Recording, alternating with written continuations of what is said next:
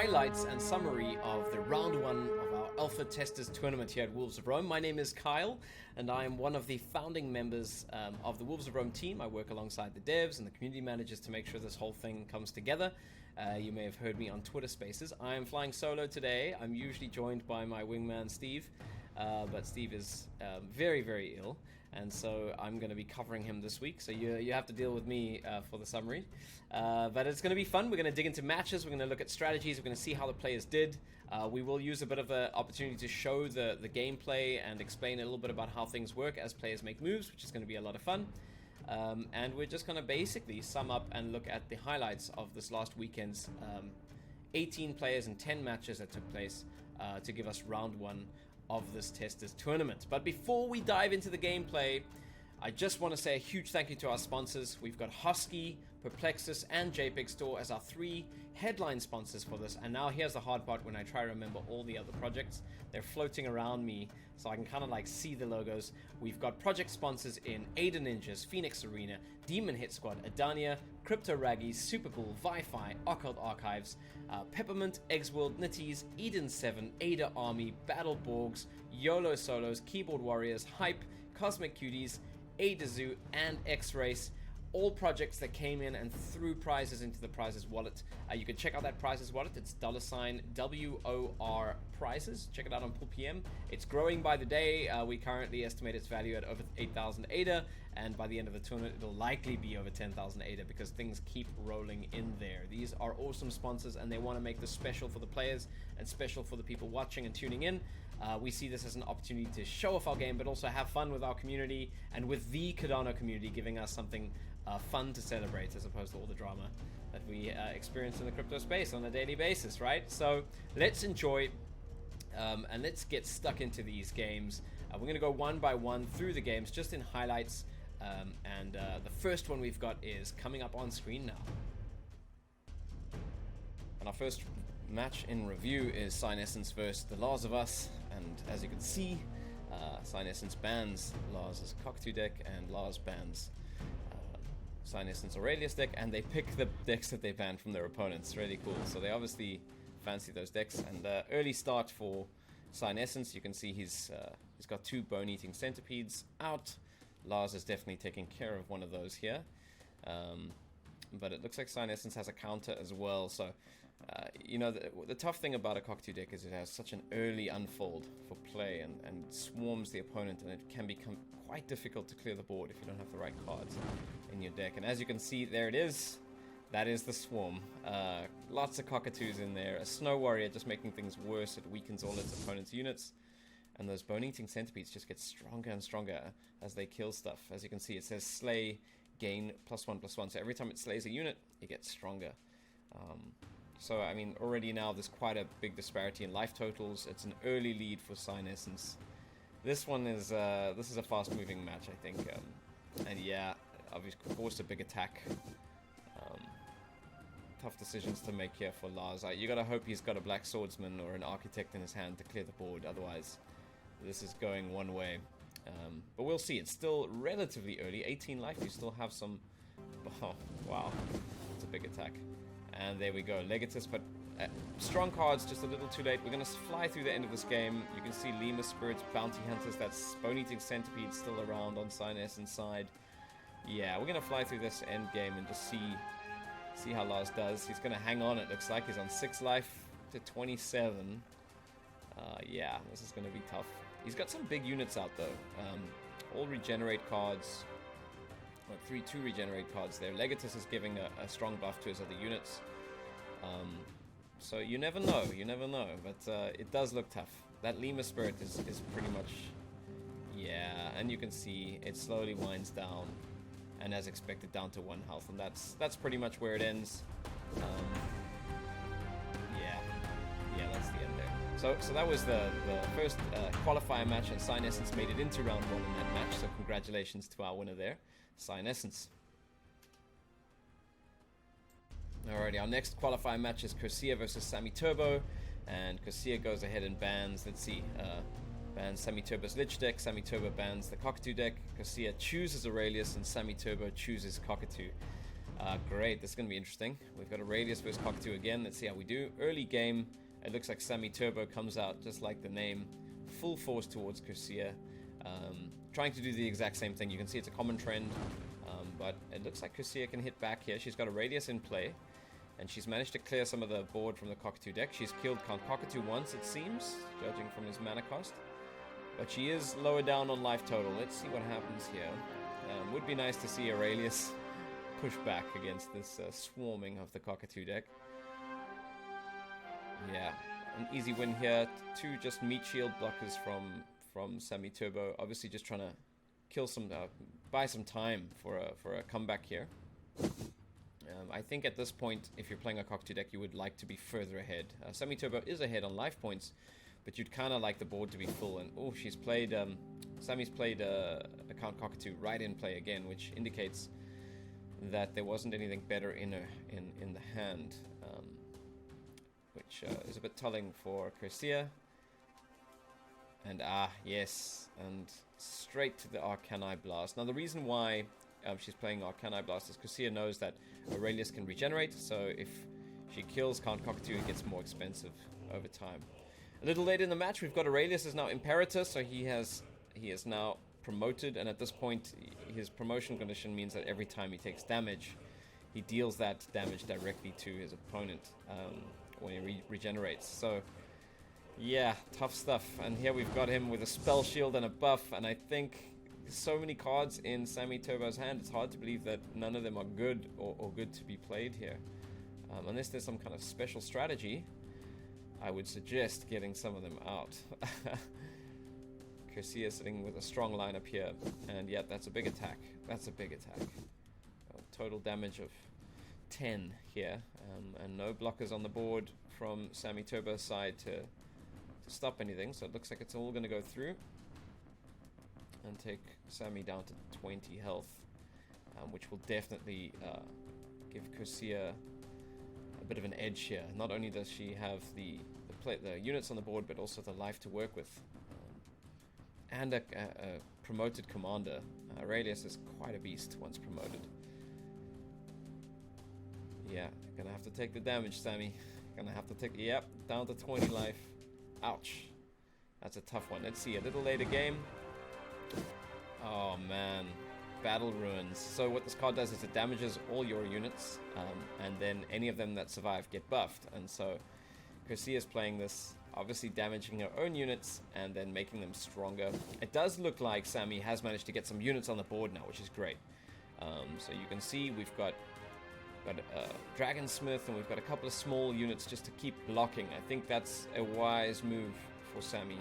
Keep blocking. The problem is, every time that Aurelius takes damage, it's going to deal its regen directly to Samy. So there's not any way to escape that right now, unless she can find a way, or he can find a way to kill Aurelius. Let's see.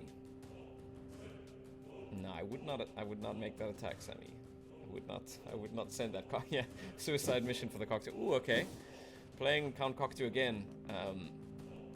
Now Cockatoo has died twice already. It gets a little bit more expensive to play every time it dies.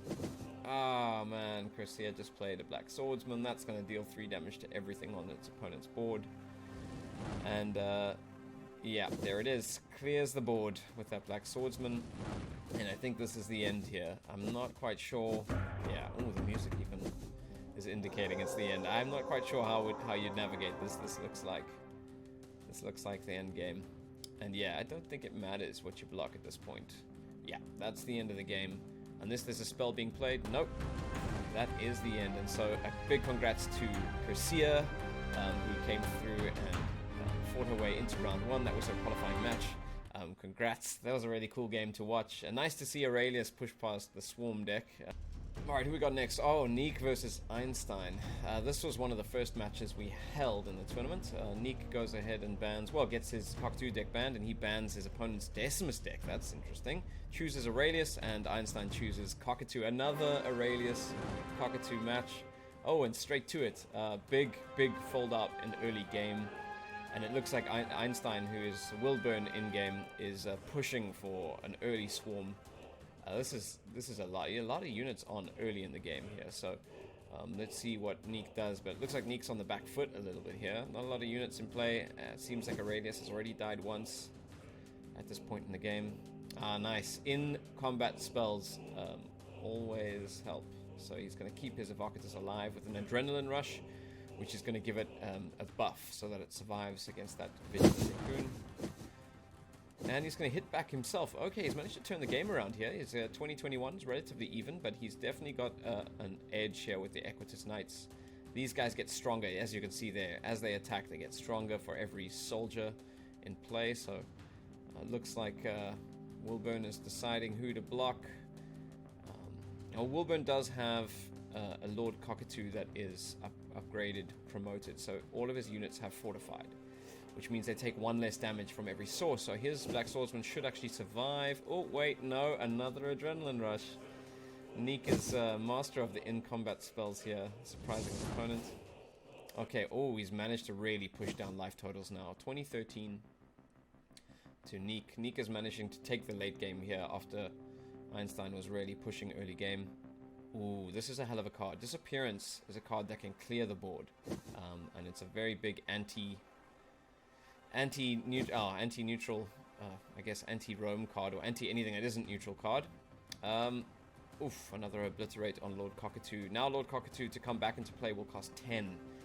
Anything more than that and it won't be playable. So let's see what everyone does here. I think that spells the beginning of the end for Einstein. NiekH has played very well in this game. And yeah, as you can see, Lord Cockatoo now with a mana cost of 12, which means it's died again in the game. That means it can no longer be played. And a Cockatoo deck without Lord Cockatoo is no deck at all. I think this is pretty much the end game that we're watching here. I'm not quite sure how you would turn this around at this point. NiekH has just managed to... Oh man, the Legatus, the regenerate cards, everything is powerful. Yeah. I think Einstein played a good early game, but unfortunately if you don't kill early when you're playing against Rome just comes right back at you. Smart move to not attack with the Legatus as well, keeping that out of play.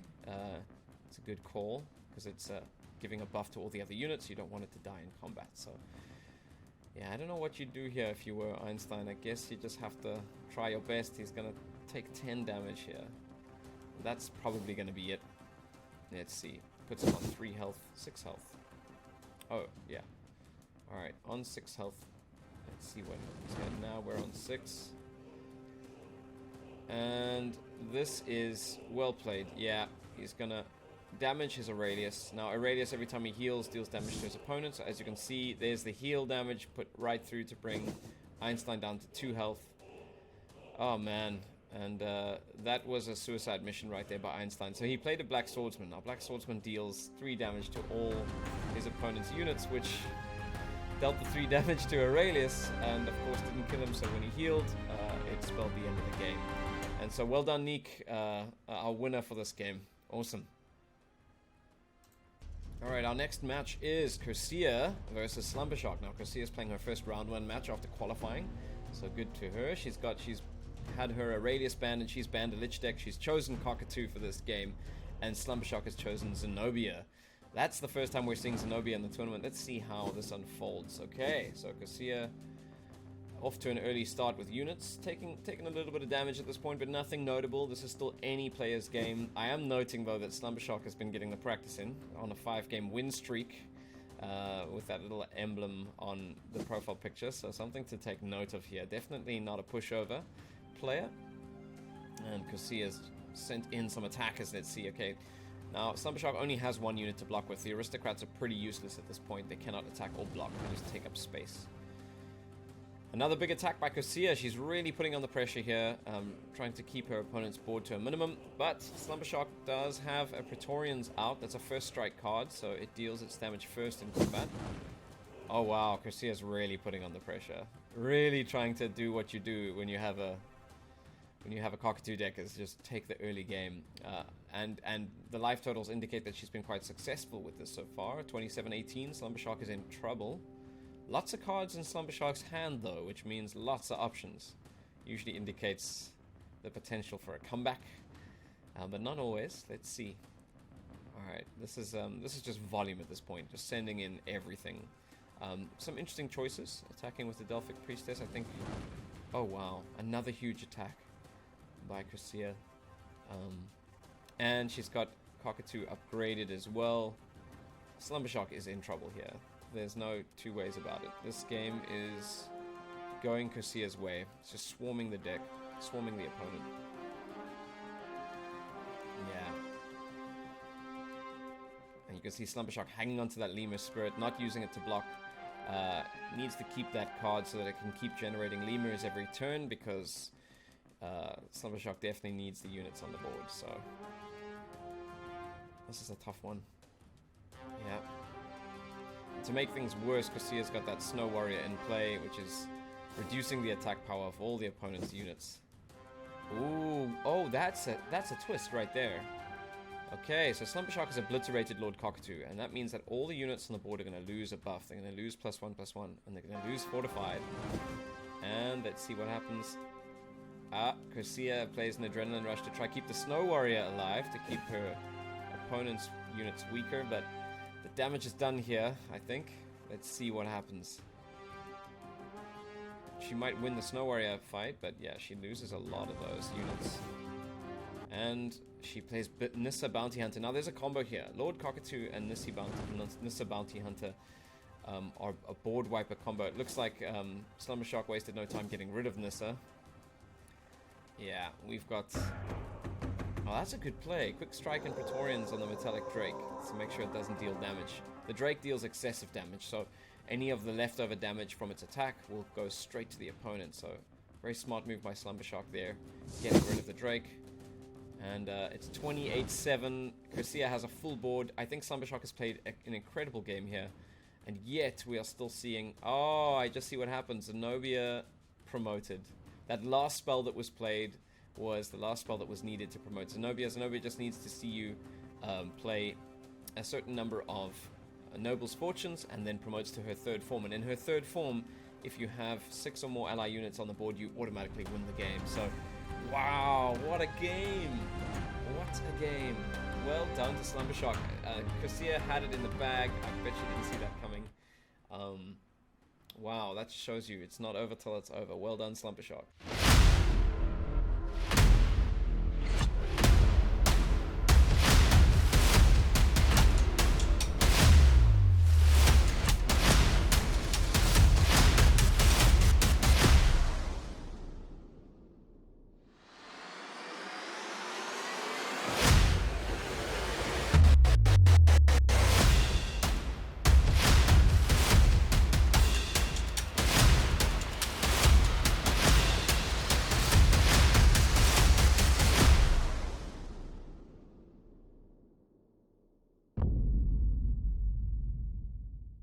Next match, we've got Patryk versus Urbanus. Patryk's gonna ban his opponents. Let's see. Yeah, he's banning his opponent's Zenobia deck now, and he's chosen to play Zenobia, and of course Urbanus has chosen to play with Cockatoo. Now, this might be a case of wanting to see your opponent at their best. Everybody in our community knows Urbanus is a big Lord Cockatoo fan, so if I was playing him, I would have banned his Cockatoo deck. This is about know thine enemy, not about how good your deck is.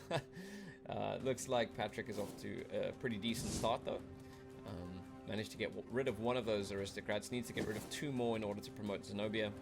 And Urbanus has got that Watchful Raven in there and some Cockatoos. Pretty expected early game. Patryk with the upper hand on life totals and getting the Legion Smith out. That's a good play as well. Ooh, yes. So Legion Smith allows every other ally soldier that's played after it to gain Challenger, which means he can choose who blocks. A little bit of early pressure here from Urbanus, trying to force Patryk to use the Legion Smith to block. Let's see if he falls for it. I don't think he will. I think he's going to take the damage, to be honest. What is that? 1, 2, 3, 4, 5, 6 damage. It's not that much. Pretty much evens the playing field here. Let's see what he does. I think he's gonna maybe block. Yeah, block 1 with the Palmyran Slayer. The Palmyran Slayer, when it dies, it puts a Noble's Fortune in Patryk's deck, so he doesn't mind losing. Oh, okay. Blocking a 1 attack card with a Legion Smith makes sense. He's gonna hang on to that Equitus Knight, I think. Yeah, he's gonna take 3 damage. That's probably what I would have done in that scenario. Let's see. Alright. Some more pressure from Urbanus. This is what you do in a cockatoo deck. Just keep the pressure on. Forcing blocks that don't make sense for your opponent. Also note Patryk is a seasoned player with a 5 win streak currently.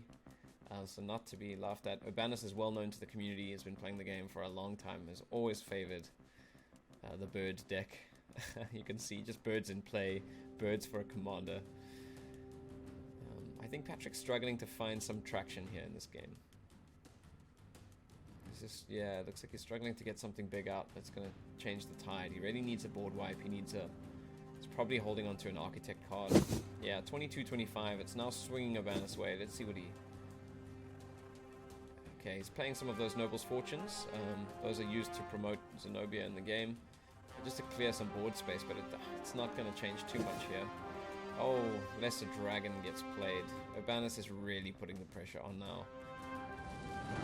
Yeah, and then Urbanus goes and gets the Nissa Bounty Hunter Lord Cockatoo combo, and that, I think, is it. So basically, Nissa Bounty Hunter is going to deal damage at the end of every turn. 1 damage to all units, both Urbanus and... yeah, he gets the combo out again.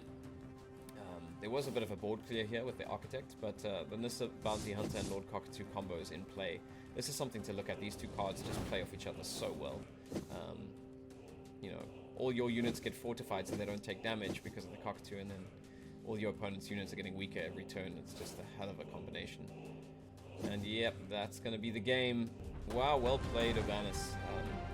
It's hard to get that combo out. They're expensive cards, but if you can, it just makes a huge difference. So Urbanus proceeds, and unfortunately Patryk falls out of the competition. That's the Battle of Titans there for an early match in round 1. Alright, we got Freshtodeath versus Cyanescens. Cyanescens coming in straight off a win in a qualifier match.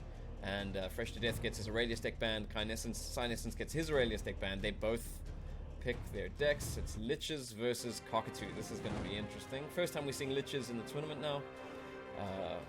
Alright. Oh, an early start for Cyanescens again. It's going to rush his opponent. It looks like Freshtodeath attacking with a card that has excessive. So you see Cyanescens blocking with a 1-1, which means he's going to take straight up 4 damage. The rollover damage will go straight to his health total. So that's going to hurt. And bring him down to 24. So 26, sorry, 27, 26. It's a pretty even match at this point. And there you see it. There's the Cockatoo Swarm. Noting a lot of those cards are marked. You'll see there's a pink unk on the cards. Now, that is from those Lich Assassins. Every time a turn ends, they get to mark another card. And when they die, they kind of hit all their marks. So everything with a mark gets 3 damage. So you have to be very cautious with how you attack here, because the Lich Assassins are disposable to Freshtodeath. He doesn't mind losing them because they take a lot of things with them. So he'll just have to plan how he blocks. Let's take a look here. Oh, it's a big attack. It's tradition to attack with a Rabbit Spirit, even though it has 0 attack. It's kind of like an unspoken rule, in case your opponent is silly enough to block. Yeah, that's exactly what I would do. The 2 Lich Assassins will die. They will also deal enough combat damage to the units blocking them that the assassination will run through and finish those units. Very well played. Exactly how you should block this. So he's going to take a bunch of damage, but he's going to get rid of a bunch of cards. And here we go. First Lich Assassin has died. And as you can see, he killed the fox with his assassination. Second Lich Assassin dies and then kills. Yeah, nice way to wipe the board a little bit, clean it up. Well played, Freshtodeath, but he is on 18 life, so, you know, whether you won the exchange or not, you're still struggling on the life total, and ouch. Cyanescens plays a Coronis, which buffs all his units. Freshtodeath looking like he's lacking a little bit in the unit department. He's going to struggle if he keeps taking this much damage every attack turn. Luckily, no more attacks left for this round, so let's see what happens here. Never write off a player. I think we learned from the last game we covered, and the one before. That Zenobia win. You never write off an opponent. Oh, the music always, whenever it gets to that piece, freaks me out. Okay, Soul Eater. That is a good card. Now, Soul Eater basically just gets stronger and stronger every time one of your units dies. And of course, that's what you always have to look out for in a Lich deck, is the Undead Army. Immediately fills the board up with 3 undead units, They are skeleton armies, and when they die, they create another 2 skeletons. So they are very disposable, very useful cards in this kind of deck, as you can see. So we've got an attack from Cyanescens coming in now. Lots of cockatoos. They're all buffed because he's got those 2 Coronuses, and very wise of him not to send the Coronuses into battle. He's keeping them to just power up all his other units. It's a wise move. Let's see how this gets taken by his opponent. Of course, he's going to block with those skeleton armies. Those are just going to generate skeletons when they die. So, yeah, he's going to fill his board with blockers, and he's going to get rid of his disposable skeletons. That's a weird move, I think. The Soul Eater choice of card, that might be a mistake there from our... Yeah, Freshtodeath make a little mistake there, putting the Soul Eater in the beginning of combat, because he's going to die without getting any buffs there. I would have rather got rid of an undead priest or a skeleton there. So, but nonetheless, a powerful round. Looks like he's gonna come through and win. So yeah, very cool. Yeah, still on 18 life. Managed to block everything there. But yeah, it still bugs me about that skeleton. Would have been pretty big at this point if he had kept it alive. That's maybe a little note for Freshtodeath's playbook if he makes it through this round. Lots of skeletons in play. He's definitely got the numbers. He's got the blockers. And remember, Terracropolis, slowly its progress bar fills up as your ally units die. So as those skeletons die, he gets closer to promotion. So that's something he's no doubt looking for as well. Let's see. What do we got? He's thinking of what to do. I wonder what he's going to play. Yeah, he's got a full board, so I don't think he wants to sacrifice anything at this point. Keep his board full, keep all those blockers. That's the right move to make. And the start of a new turn. The music gets me going, chanting, and the howls. Oh, snap. Okay, so he has sacrificed 3 of his skeletons to play a reanimated Pharaoh, who comes into play with 2 skeletons. It kind of replaces the sacrifice, and also provides all his allies with a buff. And as you can see, all the skeletons are a lot stronger now. That is a big play, actually. Yeah, because it manages to kill some units, helps his Terracropolis get closer to regen, to its promotion, and of course puts a big unit in play. That is... Oh, a very big response from Cyanescens, playing the Black Swordsman, dealing 3 damage to all units on the board. That's a wipe. Freshtodeath is... Yeah, he's going to have to accept that. Wow, what a play. Freshtodeath has managed to get a Soul Eater back in play as a recovery. Let's see if he can keep this one alive to get it big. Hopefully he can. Let's see what he does here. Cyanescens sending a really big attack. Hanging onto his Coronas, hanging onto a Lemur Spirit to keep generating units. I would say this game looks like it's going Cyanescens' way. Freshtodeath is on 6 life. Cyanescens on 26. Got a board full of powerful units. Oh, the only thing I'm worried about is that Terracropolis. That Terracropolis is close to promotion. And if that promotes, it gets Apophis. You know, that's that promotion card. We'll bring it up actually on screen because it is too good to ignore. And it can end the game in just a round. Let's see what happens here. Alright. Okay, he's gonna target. Yeah, he's gonna hurt the Skeleton Spirit. To be honest, the Skeleton River dying doesn't hurt Freshtodeath too much. He's not using it to deal damage, he's using it to block. And it just it just comes back to life as soon as it dies, just slightly weaker. So it's gonna die here.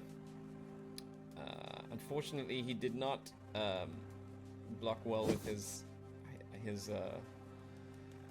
unit again, and he's lost it. Oh, that sucks. Oh, but it is a Apophic Doomsday, as you can see. The commander has promoted, and it is now Apophic Doomsday. So this 3 life, I don't know. This is tight. Let's see what happens. Oh man, that's it. Yeah, that's gonna be it. So basically, oh, that's the best timing for that card for Freshtodeath. I think he's just saved himself the game. So basically, he's played an undead army. He gets 3 skeleton armies now. When they die, they generate 2 more blockers each.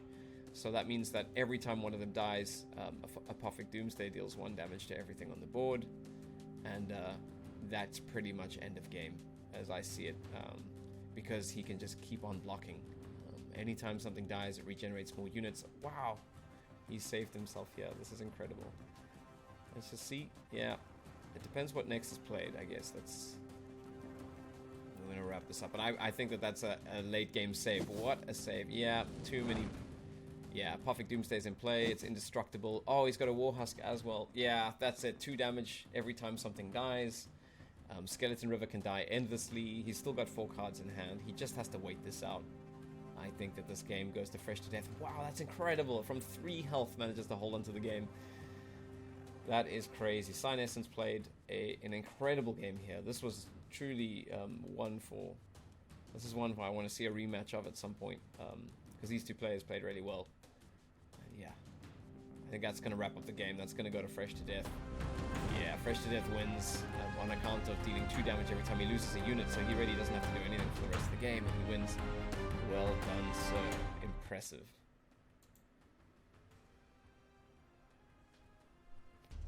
Alright, our next game is Voix versus Daan. These guys are very active testers in our Discord. Looks like Voix's Cockatoo deck has been banned. Daan's Lich deck has been banned.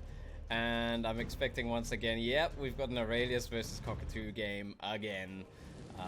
Oh, diving right in. A very fast start from Daan. Wow. Whoa. We're on like 3rd turn. This is insane.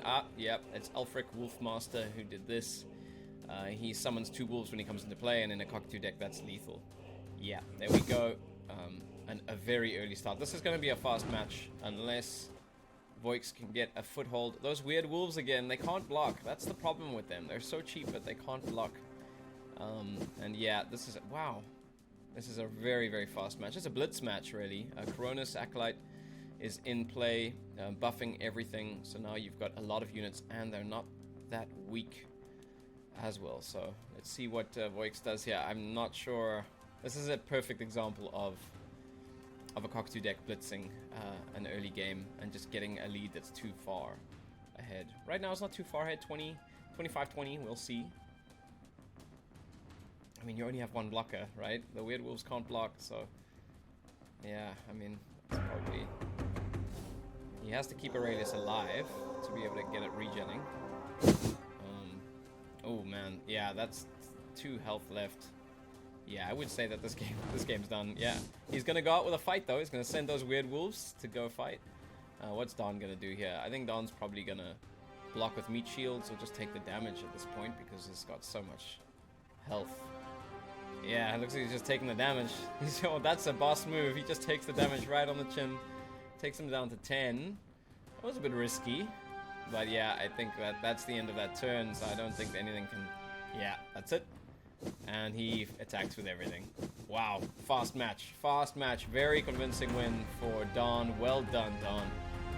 That was a good game. I love that profile picture Daan's got. That's one of the Empire Wolves from Season 1, one of the King's Guard in the golden armor. A hell of a PFP. And hell of a win. Man, that was fast. That's problematic for your opponents. No one gets to see how you actually play.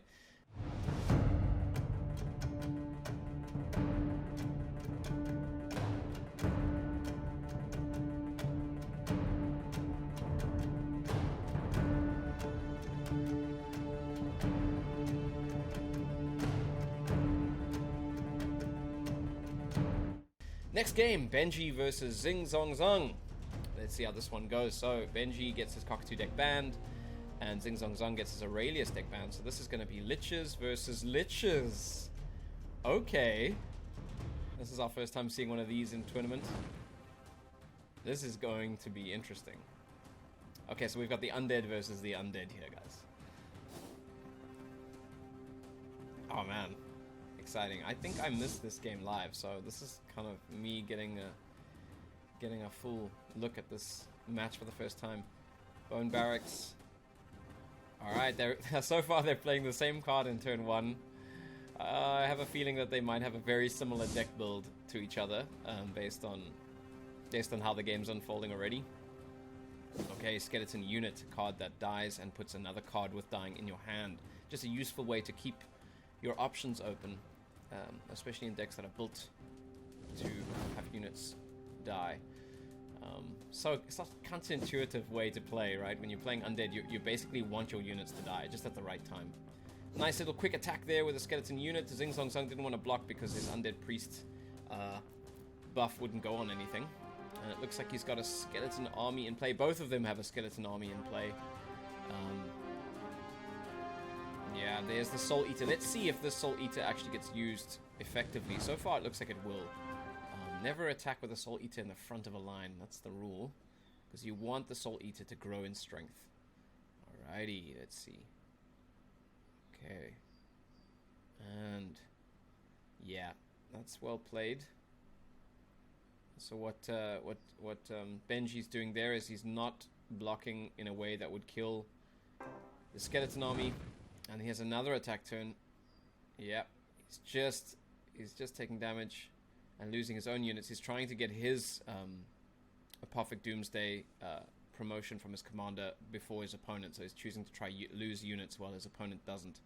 He doesn't mind losing the fight. It's a 30-29 game. It's still very close. Anything can happen. Anything can happen. That Soul Eater is looking scary, though. It's already a 5-5. It's being tended to well by Zingzongzung. Let's see, a little bit later game. Yeah.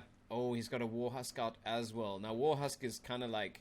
It's kind of like your Terracropolis promotion. Every time a unit dies, it deals 1 damage to... And every time one of your units dies, it deals 1 damage to the enemy. So you can see how you design your deck to actually keep popping out units and you keep letting them die, and you don't even have to win the attacks. You can just beat your opponent by sacrificing your armies. And that's gonna suck for Benji. Let's see. Yeah. Wait. Oh, well played. So Benji sacrifices one of his units to Necro Drain the Warhusk, which basically deals damage to their Warhusk and heals Benji's health total. So he goes up to 30. He gets rid of the Warhusk, so he loses no damage. And he manages to make it through relatively unscathed in that fight. But that Soul Eater is now an 8-8. And Benji gets a Warhusk of his own. Protect at all costs, Benji. He is your only hope. This is a good game, man. And he's got a reanimated elephant with excessive coming through as a 6-6. So remember, if that thing is blocked by a 1-1, it still deals 5 rollover damage to its opponent. Tough blocking choices here for Zingzongzung. Let's see what he does. He's got the Lich Assassin. Cool, because if he kills that, the other 2 units will die. So that's great. That's why they attacked in the front of the line, I believe. Yeah, he's going to take the damage from the other 2 because they're going to die anyway. And, ooh, late game. Oh my goodness, look at those Soul Eaters. Look at that, 15-15 and a 4-4. And on the other side of the board, you've got Benji with his Warhusk just chipping away at the life total. So while Zingzongzung has the huge creatures in play, Benji's playing a smart game here. He doesn't have to win the exchanges. He just needs to keep his Warhusk alive and keep losing units. Zingzongzung does not have... Oh, and that just hurt a lot. He just sacrificed 3 units to play Reanimated Pharaoh. And of course, when he did that, the Warhusk dealt damage to Zingzongzung, leaving him on 7 life. He doesn't have a lot of cushioning now. This is going to be tough. He's going to send them all out. Soul Eater on 15. That's going to be... The thing is, at this point, you just block... Yeah, you just block it with a skeleton. It doesn't have any excessive... It's not that scary if you've got enough units to block it. And... Okay.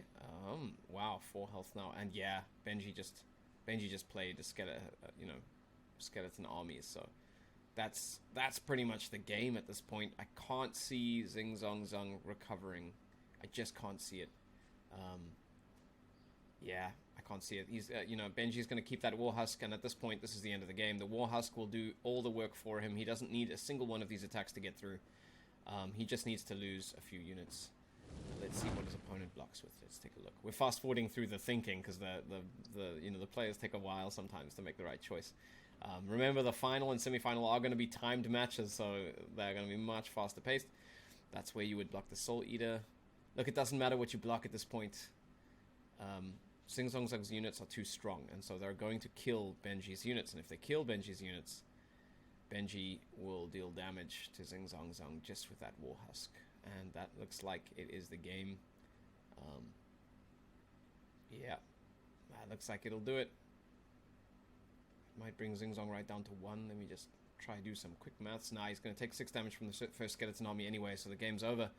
Well played, Benji. It's one of those things. You don't have to win traditionally. You don't have to win the fights. You don't have to win the wars. You can just play to your deck strategies. And Benji takes this one, coming out victorious. Benji TheLarsOfUs is also rocking a super traditional Roman Centurion PFP there. Love it. From the Empire Wolves collection. Very, very cool. It's got the lion skin as Alright, our next match, Ken.jpg versus cdccc. Clash of the Titans here, two very active testers. Ken gets his Lich deck banned, and he bans the Cockatoo deck from cdccc. And it's another Cockatoo versus Aurelius game. We are in for, this will be interesting. We've seen it go both ways for these commanders, wins and losses. An early start for cdccc, sneaking in 2 damage with the Legionnaire. This is good, because in a Cockatoo, when you're facing up against a Cockatoo deck, you really don't want to lose too much ground in the beginning. Once it gets out of control, it's hard to claw back the game. Seems like a semi-slow start for both players here. It looks like cdccc sneaking in another attack. Kenshin probably biding his time. Let's take a look and see what comes out of this. So that's 4 damage, undefended so far. So good start for cdccc, rocking a Roman deck. And there it is. Kenshin plays Bone-Eating Centipede. We've seen this a couple of times. And moving on a little later game. Life totals have changed slightly. Oh, Skull Throw. Very smart play by cdccc on Praetorians, his first strike. So he'll go ahead and instantly kill the Centipede and then deal 4 damage to Cockatoo and kill it too. Unless... a little bit of 4D chess here. Ken has gone ahead and killed the Praetorians right off the bat. So the Skull Throw spell will fizzle. And now you see the tide turning a little bit. Kenshin really coming in and getting a bit more momentum in the game. And there are those Bone-Eating Centipedes. Very much a staple in Cockatoo decks. They just get stronger and stronger as they kill. And at 3-3 they're a little bit tanky. They've got a little bit of meat on the bones. They can survive a few hits in early games. A great card there. Okay, so we're just deciding what to attack with. It looks like he might... I'm wondering why he doesn't just go all in here. I would just go all in. Just throw it all. Caution to the wind. Cockatoos about swarming, Ken. Yes! Yes, nice. Okay. Big attack for cdccc to try block out here. Yeah, let's take a look. Another big hit from Ken. Wow, those life totals, they're starting to see a bit of a difference there. Ken is really playing into the speed of the deck and another huge attack. Let's see. Well played. Arena Duel, forcing 2 units to fight before combat, so the Rome's Assassin will go ahead and kill. But that also means that it's gonna die here. Yeah. 9 life left for cdccc. It looks like this game has not gone his way. He's managed to get an Architect out. He's managed to get Aurelius to be promoted, but just not enough. A little too late. And yeah, this is spelling the end here. With only 9 life, way too much to defend against here. And to make things worse, he's gonna quick strike the Aurelius, take it out of play, and that's the game. Wow, convincing win by Ken.jpg, Ken from JPEG Store. Congrats to you, and we look forward to seeing you in round 2 of this tournament. And congrats to cdccc as well. It was well played, hard fought game. Alright, the next match is Evolbishop versus Zuma, but very similar profile pictures here. We've got 2 veteran testers, titans of the game. Zuma bans the Lich deck by Evolbishop. Evolbishop bans Cockatoo, and it looks like they both are choosing Zenobia. Guys, this is a big match. I don't need to tell this to the testers. These are 2 titans in the game. Originally, it was going to be Zuma versus TinyGirth. TinyGirth is considered probably our most skilled tester, and Zuma is right up there, probably second. And this would have determined the true standings, but unfortunately, TinyGirth couldn't play. And Evolbishop is filled in. An early match move here by Zuma. Arcani Blast. He's getting rid of one of his aristocrats, which he needs to do. And he's also getting rid of a battle-worn werewolf, which will slow down his opponent's progress. And it looks like things are going strong here. Oh man, two players so good at this game, these 2 guys. Both playing the same deck. It's so interesting. Alright, Zuma's played Call of the Equitus. That fills up his board a little bit. Let's see how that goes. This is a good card, by the way, late game when you promote Zenobia to level 3 and you need to get some fast units on the board. But it also is hella useful early on. Oh, it looks like this is a Skull Throw, I think. Yeah, it's got to be a Skull Throw. And he's rethinking it. Yeah, he's going to change it. He's going to go for the Evocatus. Skull Throw deals 4 damage after the 2 units fight. If you kill your opponent's units. So there you go. He's played the Skull Throw. He's forced an aristocrat to fight an Equitus Knight. He gets rid of an aristocrat. He gets rid of an opponent's unit. And because of that, he gets to deal 4 damage to a target of his choice. And he's going to put that 4 damage straight on the Evocatus. Well played, Evolbishop. This is, oh man, this is going to be exciting. Alright. Yeah, Skull Throw is a very useful card in this game. Basically, gives you a lot of options, a lot of choices, and you can deal damage to players with it, you can deal damage to units, and there you go, there's that Evocatus dead. Alright, let's see what, oh, Bonfire Spirit. So what Bonfire Spirit does is it comes into play. When it does come into play, it gets an extra power and toughness for every other unit you control in play. So obviously it comes in as a 6/6 there. It's a good card. 4 for a 6/6. That's a good cost for power ratio. A little bit of pressure here from Evolbishop attacking with Palmyran Slayers, forcing Zuma to use up these Equitus Knights and block, and they're gonna die here. So yeah, it looks like Evolbishop is putting the pressure on. He's also managed to, I've noticed, at this point in the game, he's managed to promote his Zenobia. He's gotten rid of all the aristocrats, so he's way ahead. And here you can see he's got 9 life ahead of his opponent. Once again, putting on the pressure. All his units, or his Palmyran Slayers, have challenger, so he's forced the Sea Hunter Drake to block. That's not where Zuma would have wanted to block, but alas, choice has been removed. And Evolbishop really is putting on the pressure here. It's a tough one to choose. He's going to have to sacrifice some units here, Zuma. Let's see what he can make happen. You never count Zuma out. The guy's smart. He plays 4D chess. There's always more than just a single move with this guy. So yeah, he's blocking. That was a good block. 3-2 for a 2-2. It's a decent trade. I'm more concerned with the Praetorians and the Forest Rider here. They both have first strike, meaning that they deal their damage first. And only if a unit is alive to respond can it respond. So let's see. Zuma's still struggling. He's got those 2 aristocrats on the board. He needs to get rid of those to progress Zenobia further. Alright, he's blocking with Zenobia here. So sacrificing his commander, which is a relatively low cost. He can always bring it back. What was he planning there? Let's see. He's rethought his moves here. This is a fast spell in the middle of combat. Ah, very nice. Quick strike on Praetorians. He doesn't need to block a card if it's dead, so he's going to go ahead and kill the Praetorians. So he's going to take no damage this round, but he is going to lose all the units that he's blocking with.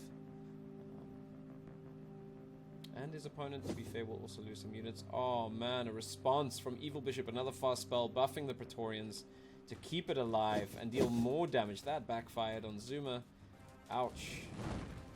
Okay, a little bit later game. It looks like Zuma's managed to deal some damage and bring the game down to 24-15. Still heavily in favor of Evolbishop here.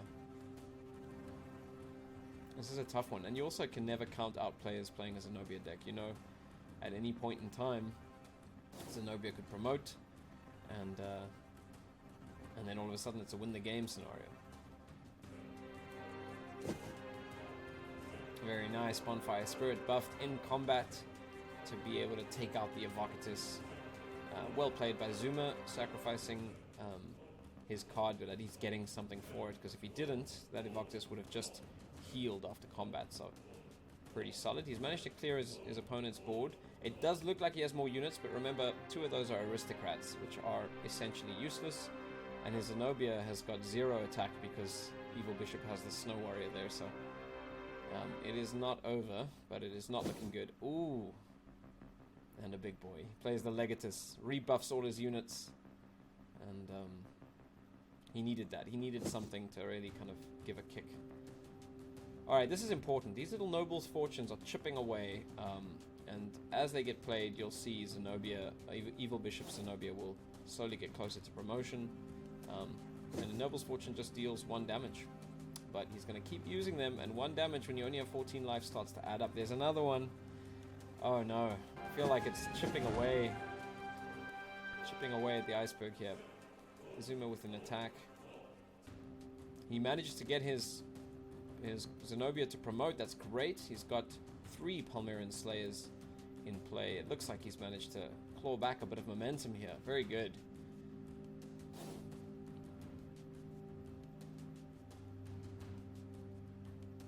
Yep, there's some damage. Gotta get that damage in. Yeah, looking really good for Zuma now. It was tough for a while there, but it looks like he's managed to really make a difference. It's just that Legatus has regenerated, and that's really frustrating. He needs to try get that Bonfire Spirit to cancel out that Legatus. And as I say that, we're chipping away on the Bonfire Spirit now with one damage. Let's see. Ooh, Zuma responds with a Harpoon Throw, immediately getting rid of the Legatus. Harpoon Throw will kill any unit that has 6 or more health. So, goodbye, Legatus. Nothing wrong with drawing some cards. Always a good late game move. Yeah, Zuma's really pushing now. It looks like Evolbishop managed to get another Legatus in play and a Praetorians. This does make things tricky for Zuma, and knowing what to use in an attack is always going to be difficult here, because you want to go hard. He has to make some big moves, but if he makes the wrong move, it can cost him the game at this point. He doesn't have a lot of life to use as a buffer. He's sending in everything. Of course, the Legatus is... he's going to deal a significant amount of damage here. This is going to be good. This is really good for him. Alright. That's 12 straight damage. That's a big move for Zuma. Well played. Yeah, and that really evens the odds. The only problem there is that he's got no units left in play. So while he might have his opponent down to 9 health, his opponent has all the leverage now. Let's see. You'll note Zuma's also on a 5-game win streak here, so well played. Obliterate is a staple card in the Roman decks. Can basically just destroy any card completely. And here we see the Noble's Fortunes again, chipping away at the life total. Oh, a response with a Noble's Fortune. And it just seems like Evolbishop has an answer for everything. Anytime Zuma kills something, Evolbishop is saving it. And that, I think, it's very hard to see this game turning around. He just needs to... oh no, another Noble's Fortune. You have to question what's in his hand. Every time he plays a Noble's Fortune, he draws another card. I'm worried that there are more Noble's Fortunes there. There only need to be 2 more and the game's over. This is not looking good for Zuma. He's managed to make this a nail-biter though, and Evolbishop has managed to promote his Zenobia, so he has 2 ways to win now. Either remove 2 health from his opponent, or get a couple of units in play and end the turn. If he has more than 6 allies in play, he wins the game. Oh man, this is just looking impossible. I'm not sure he can win. You know, I think I remember this. Zuma had mentioned he has an Architect Werewolf, the Architect in his hand, and if he plays it, it deals 2 damage to everything, which is great for wiping his opponent's board, but it would kill him, so he can't play it. It's come down to the wire. He doesn't have the options. Well done, Evolbishop. I can't see this game changing momentum here at this point, but this was a nail-biter of note. Very, very cool game. Let's see what he plays. I'm interested. I'm seeing what last breath Zuma has for this game. I anticipate it'll just come down to another 1 damage from a Noble's Fortune. 7 cards left in deck, 10 cards. They're not going to need all those cards for this game, I don't think. 10 mana on the board though. Anything can happen. Harpoon Throw. Anything can happen still. It's crazy. 1 health left. And those Noble's Fortunes, he's got loads of them in this deck, so... yeah.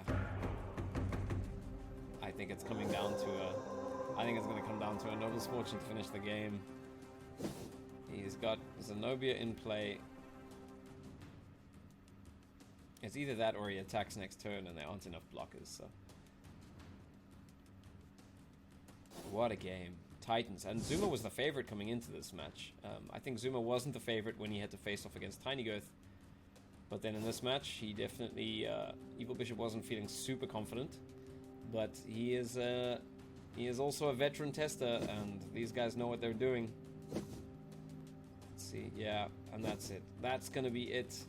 2 blockers, 3 attackers. It came down to 1 health, and 1 health is all the damage that Evolbishop needed to deal. So, Well done, Evolbishop. What a game. What a game. This is a bit weird, choosing where to block. I mean, there are spells in hand. He could kill something, but I just don't see this going. I don't see this going any other way than Evolbishop taking this win at this point. It was incredible. At one point in time, Zuma managed to turn the tide of the match. Oh, skull throw. Well, this guy always has. And once again. And there's an obliterate, preventing the skull throw from taking effect. It seems like Evolbishop just had all the answers in this game. He just had... I think these two testers have played against each other so many times that they know how each other think. Well done, Evolbishop, for taking the win. A little bit of an upset there and a fantastic way to end round 1. What a game. And he's rocking that Space Emperor PFP there.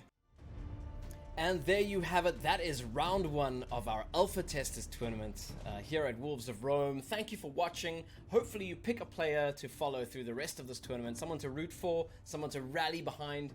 The next round is happening this weekend, and we will bring out another video like this. We'll have live streams and panels. We'll be streaming with Cryptman to bring some of the players on to talk about their strategies. And of course, don't forget about our content creators that are taking place in the live streams, assisting with the live streams. That is Cardano Thor will be on his show on the 9th and the 16th of December to live stream the semifinals and the finals of this tournament and commentate. So it's going to be a whole event for that, and we get to see who makes it through and who takes the big prize at the end.